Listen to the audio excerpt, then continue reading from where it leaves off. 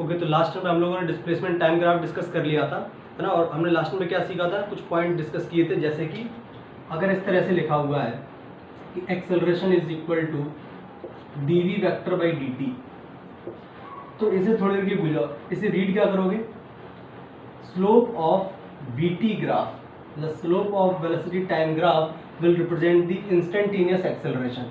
ठीक है, यही सीखा था।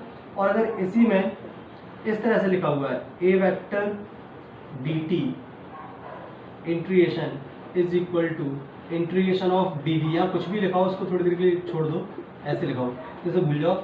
इसे क्या रीड करोगे, ये क्या चीज था, area of acceleration time graph, इस तरह से। और ये इक्वल किसके होगा, dv का क्या आएगा, इंटीग्रेशन v, और उसमें लिमिट सब्स्टिट्यूट करेंगे, फाइनल माइनस इनिशियल, मतलब change in velocity, means it will be equal to change in velocity. Clear इतने पॉइंट्स? ओके। इसी तरह से हमने डिस्प्लेसमेंट टाइम ग्राफ को डिस्कस कर रहे थे, तो उसमें बेसिकली हमने 2 या 3 ग्राफ डिस्कस कर लिए थे। अब उसको फर्दर और ग्राफ को डिस्कस करते हैं, है ना। जैसे सपोज एक और ग्राफ लेते हैं, ग्राफ का नंबर याद नहीं, शायद थर्ड होगा या फोर्थ, जो भी है, थर्ड लिख देता हूँ मैं। 3 करा चुका था लास्ट में, तो फोर्थ लिख लेना, सेकंड और थर्ड है इसे। ग्राफ इस टाइप से है,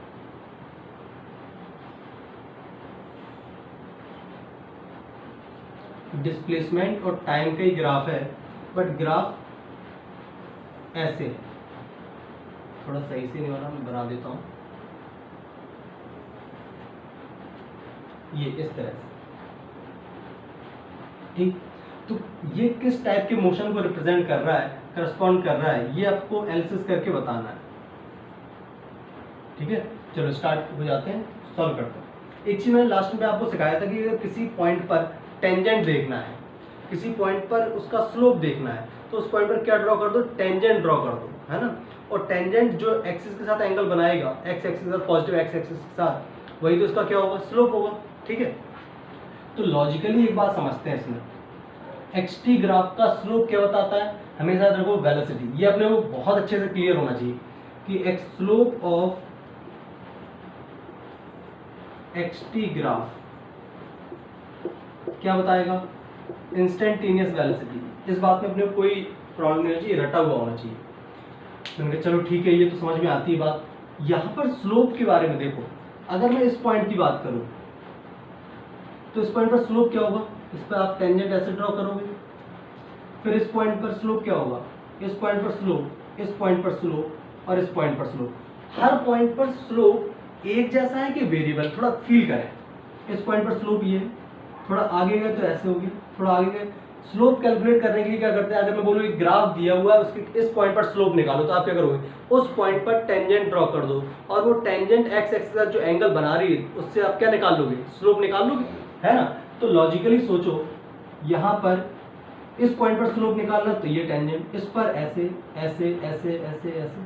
तो रियलिटी में जो ये लाइन स्लोप जो है वो कंटिन्यूसली क्या हो रहा है, क्या कम होता जा रहा है, क्योंकि आप ये लाइन को देखो, ये लाइन इस पॉइंट पर ऐसे है, इस पॉइंट पर ऐसे हो जाएगी, इस पॉइंट पर ऐसे हो जाएगी, फिर ऐसे। तो रियलिटी में ये लाइन एक्स एक्सिस के जो एंगल बनाती है उसका वैल्यू क्या होता जा रहा है, कम होता जा रहा है। और अगर वैल्यू एंगल का कम होता जा रहा है, मतलब स्लोप भी क्या होता जा रहा है, कम होता जा रहा है। और स्लोप किस चीज को रिप्रेजेंट करता है, वेलोसिटी। मतलब ये ऐसे पार्टिकल का मोशन है जिसका, क्योंकि वेलोसिटी किसकी इक्वल होती है, tan थीटा की, इस पर्टिकुलर केस में, तो वेलोसिटी क्या हो रही है, कंटिन्यूसली कम हो रही है। क्लियर? अच्छा, स्लोप कम हो रहा है, ये बात पता है, समझ में आ रही है कि स्लोप का वैल्यू कंटिन्यूसली कम हो रहा है, बट स्लोप है कैसा, पॉजिटिव या नेगेटिव। तो हमने देखा किसी भी पॉइंट पर जो टेंजेंट ड्रॉ करने पर आप एंगल देखोगे, वो एंगल 90 डिग्री से कम है, मतलब स्लोप कैसा है, पॉजिटिव। और स्लोप पॉजिटिव है, इसका मतलब आपको ये समझ में आ रहा होगा कि कहाँ से 90 डिग्री एंगल की बात की जा रही है। मैं फिर से एक बार बना के दिखा देता हूँ, इससे कोई कंफ्यूजन ना रहे।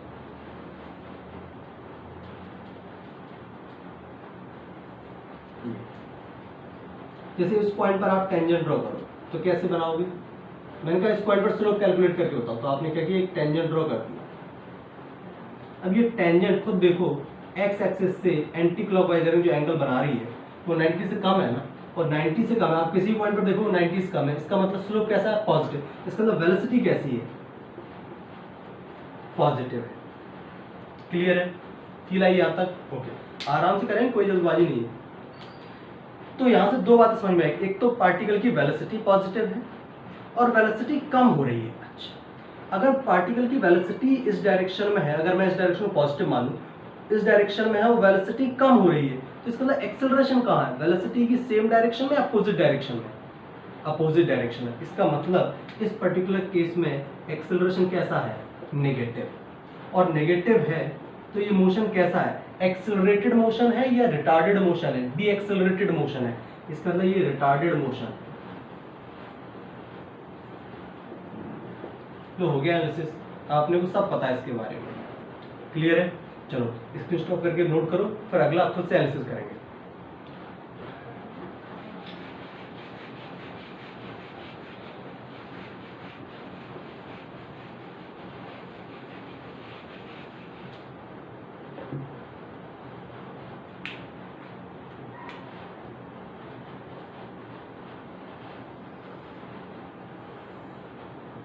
अब पीछे वो वाला ग्राफ मत देखना कि उससे इसको रिलेट करें, फ्रीली इसको मैं दिमाग लगाना। एक्स टी ग्राफ है, अभी कैसा बनाया था हमने? ऐसे, अब ऐसा बना लेते हैं। ये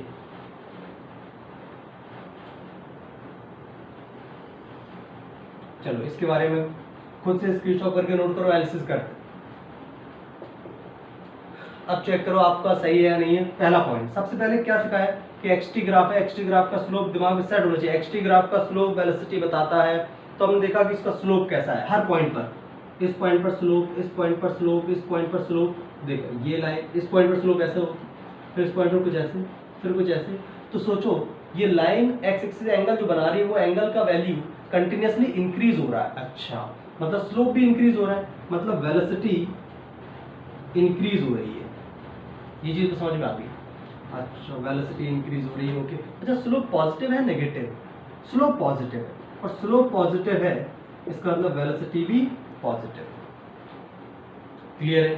ठीक है, ये बात भी समझ में आ गई। दूसरा, वेलोसिटी पॉजिटिव और ये बढ़ रही है, ये तभी पॉसिबल है जब एक्सेलरेशन सेम डायरेक्शन में हो। मतलब एक्सेलरेशन भी पॉजिटिव है, इसका मतलब ये कैसा मोशन है? एक्सेलरेटेड मोशन है। क्लियर है? इसमें बोलो एक बार चीज समझ में आ जाए ना, देखो ये कितनी जल्दी हो गई एक बार में, है ना? तो थोड़ा फील करके एक बार अच्छे समझो, भले ही टाइम लेके समझना है, लेकिन एक बार अच्छे समझ में कॉन्सेप्ट आ गए फिर गलती होने के चांसेस ही नहीं होते। ठीक है, फिजिक्स इसलिए बढ़िया सब्जेक्ट है। नोट करो, फिर फिफ्थ ग्राफ देखते हैं।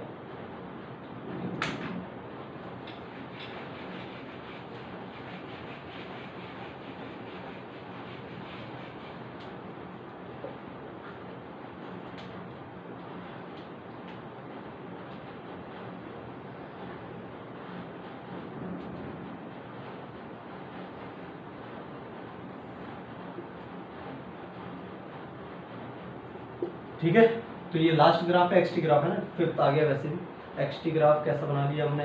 ऐसा बना लिया है, ऐसा बना लिया है, ऐसा बना लो। इसको एनालिसिस करो खुद से, कुछ भी नहीं है, रटना नहीं है, सिर्फ समझना। पहले रटा देते ऐसा ग्राफ तो ऐसा होगा, नहीं ऐसा नहीं करना है, आपको फील करना है। पहला पॉइंट खुद से सोचो क्या सिखाया। सबसे पहले क्या करो, हाथ स्लोप के बारे में सोचा करो। इस पॉइंट पर स्लोप, आप स्लोप देखो, इस पॉइंट पर स्लोप कैसा आएगा? ये तो जो स्लोप बढ़ रहा है घट रहा है, ऐसे है क्या? स्लोप मतलब होता है स्लांट, तो स्लोप बढ़ रहा है घट रहा है क्या? स्लोप बढ़ रहा है और स्लोप इंक्रीज हो रहा है, मतलब वेलोसिटी इंक्रीज हो रही है। ये बात समझ में आ गई आपको? अब अच्छे समझो, स्लोप इसमें इंक्रीज हो रहा है डिक्रीज हो रहा है। मैं आपसे पूछूं, ये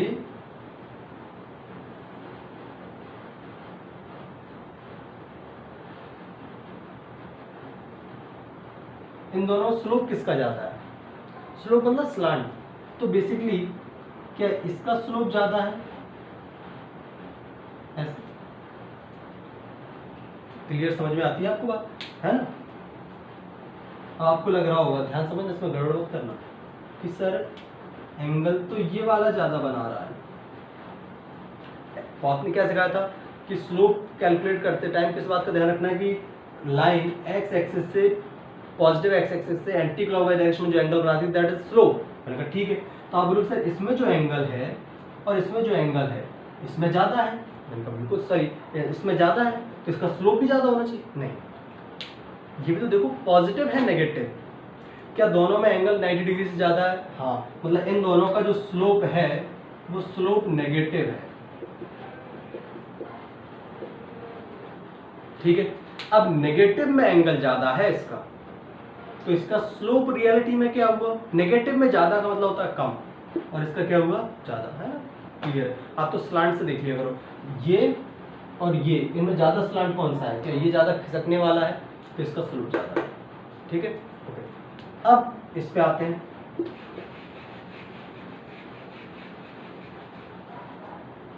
आप ध्यान से देखो तो जो स्लोप है वो स्लोप कंटिन्यूसली इंक्रीज हो रहा है। स्लोप इंक्रीज हो रहा है मतलब वेलोसिटी इंक्रीज हो रही है। ओके, ये बात समझ में आ गई। और इस पर्टिकुलर केस में जो स्लोप है पॉजिटिव है नेगेटिव?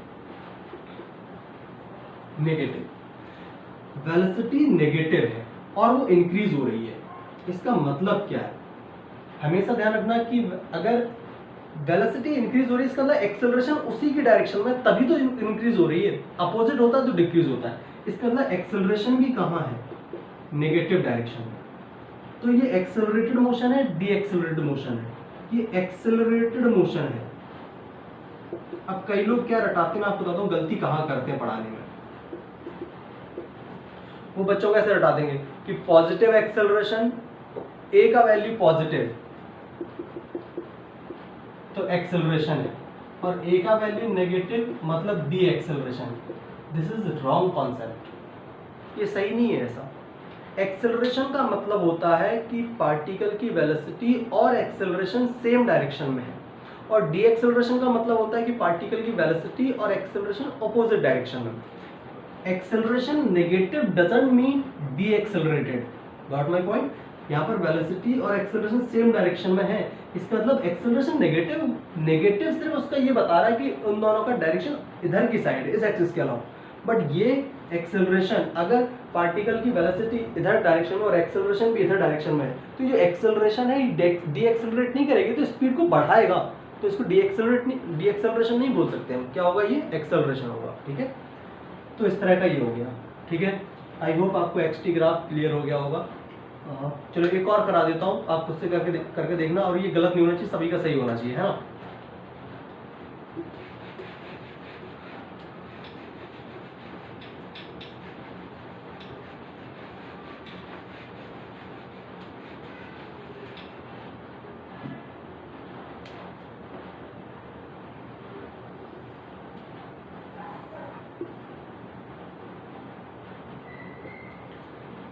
ऐसा बना लिया हमने, ऐसा भी हो गया, ऐसा हो गया, अब ऐसा कर।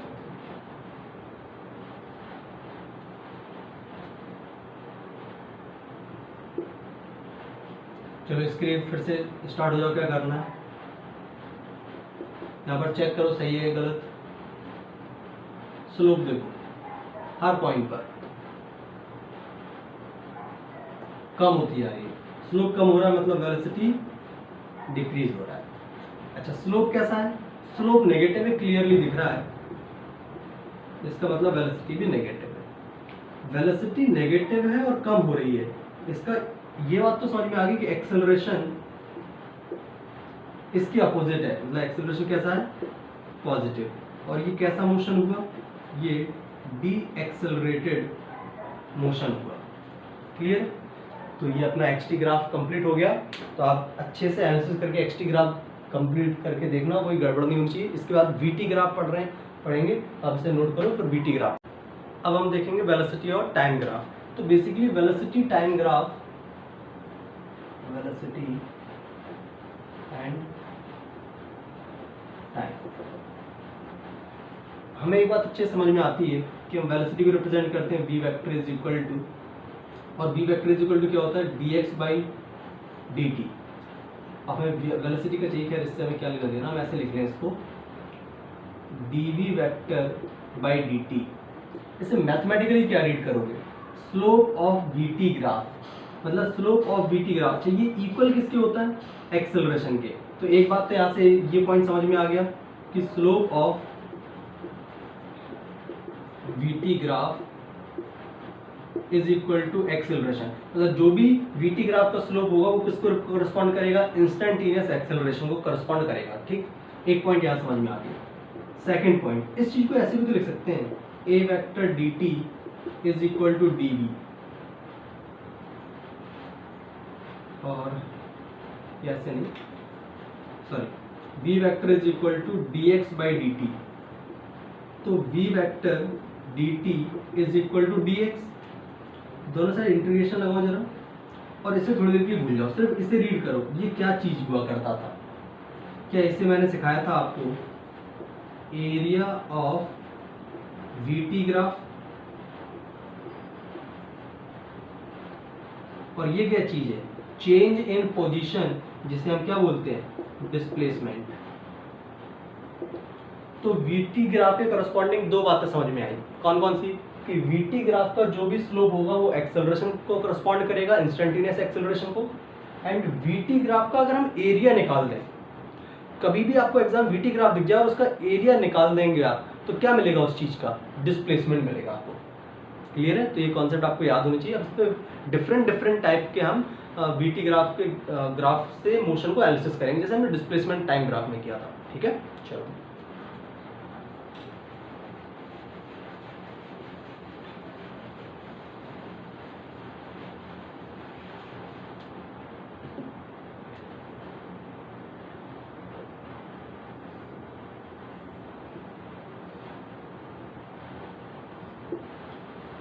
सबसे पहले बिल्कुल सिंपल सा लेते हैं,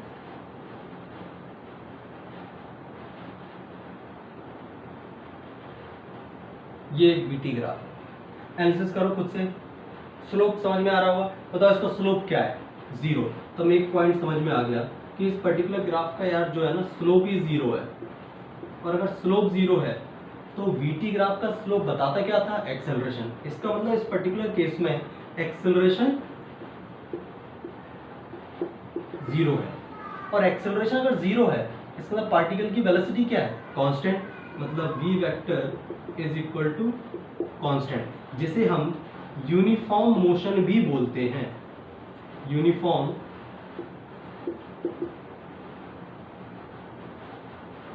मोशन। ठीक है, मतलब पार्टिकल कांस्टेंट स्पीड से मूव कर रहा है। क्लियर है? अच्छा, उसकी इनिशियल स्पीड सोचो, t इज इक्वल टू 0 पर क्या पार्टिकल की कुछ इनिशियल स्पीड है? हाँ है, और उसी इनिशियल स्पीड से वो अपने मोशन को कंटिन्यू रख रहा है, क्योंकि कोई भी एक्सेलरेशन उसमें अवेलेबल नहीं। दैट्स क्लियर है? और वेलोसिटी कैसी है, पॉजिटिव नेगेटिव? जाहिर सी बात है, दिख रहा है वाई एक्सिस पर आपका वेलोसिटी है और इसकी कुछ ना कुछ सर्टेन पॉजिटिव वैल्यू है।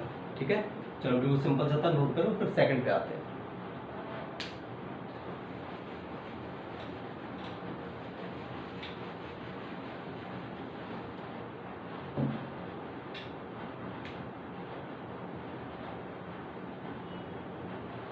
सेकंड ग्राफ के बारे में देखें,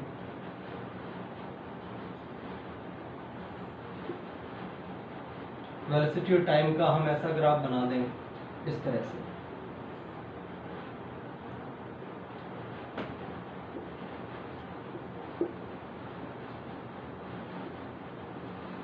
ठीक है, पहला पॉइंट इसमें एक बात समझ लेना आप अच्छे से, ये कौन सा ग्राफ है, वेलोसिटी और time graph. t is equal to 0 पर पार्टिकल की क्या वेलोसिटी है, आप ध्यान से देखो, t इज इक्वल टू 0, मतलब t का वैल्यू जब 0 है तो v का वैल्यू भी 0 है, मतलब particle starts its motion from rest. Clear है? क्या ये पार्टिकल ओरिजिन से स्टार्ट कर रहा है अपना मोशन? ध्यान सुनना इस पॉइंट को, कई बच्चे कंफ्यूज होते हैं इसमें। मैं आपसे पूछूं, क्या इस ग्राफ को देखकर ये बोल देना, ये कमेंट कर देना सही है कि particle starts its motion from origin? No, ये गलत है। आप कहोगे सर क्या बात कर रहे हो, यहाँ यहीं से तो स्टार्ट हो रहा है। अरे नहीं, ये वीटी ग्राफ है। वीटी ग्राफ में ग्राफ अगर यहाँ से स्टार्ट हो रहा है, इसका मतलब कि पार्टिकल की t इज इक्वल टू 0 पर स्पीड 0 है। इट डजंट मीन कि it starts its motion from origin.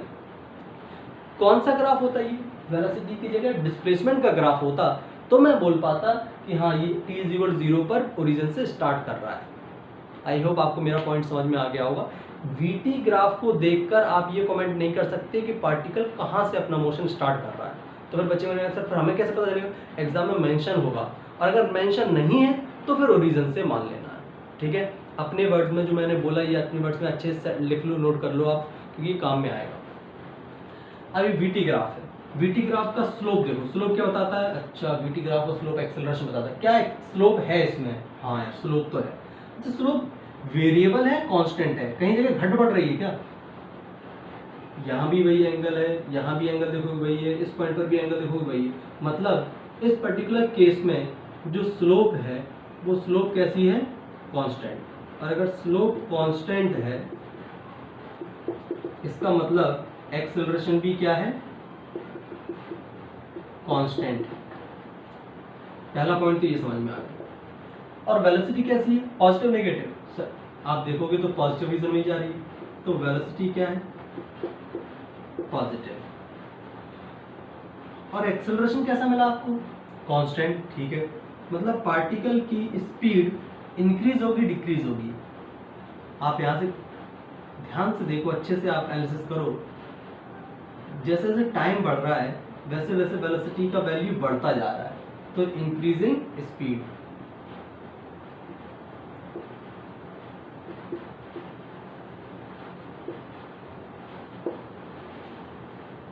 Clear है?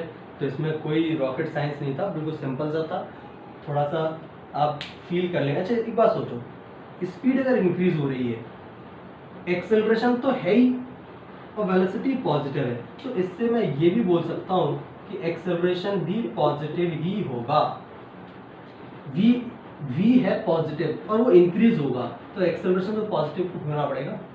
ठीक है, चलो और देखते हैं थर्ड। अब ये खुद से करके देखोगे आप, है ना? चलिए,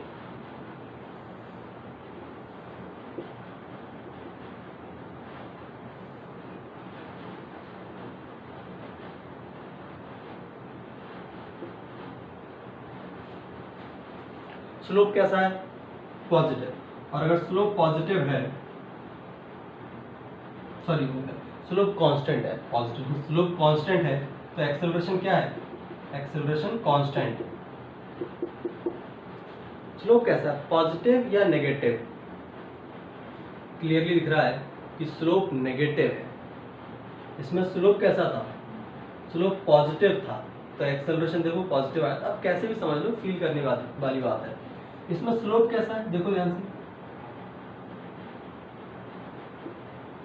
स्लोप नेगेटिव है। स्लोप नेगेटिव मतलब वीटी ग्राफ का स्लोप नेगेटिव, मतलब एक्सेलरेशन नेगेटिव। और वेलोसिटी का वैल्यू कैसा है? देखो ध्यान से, वेलोसिटी पॉजिटिव रीजन में है। तो बताओ v इंक्रीज होगा डिक्रीज? क्या जाहिर सी बात है कि स्पीड मतलब वेलोसिटी विल डिक्रीज।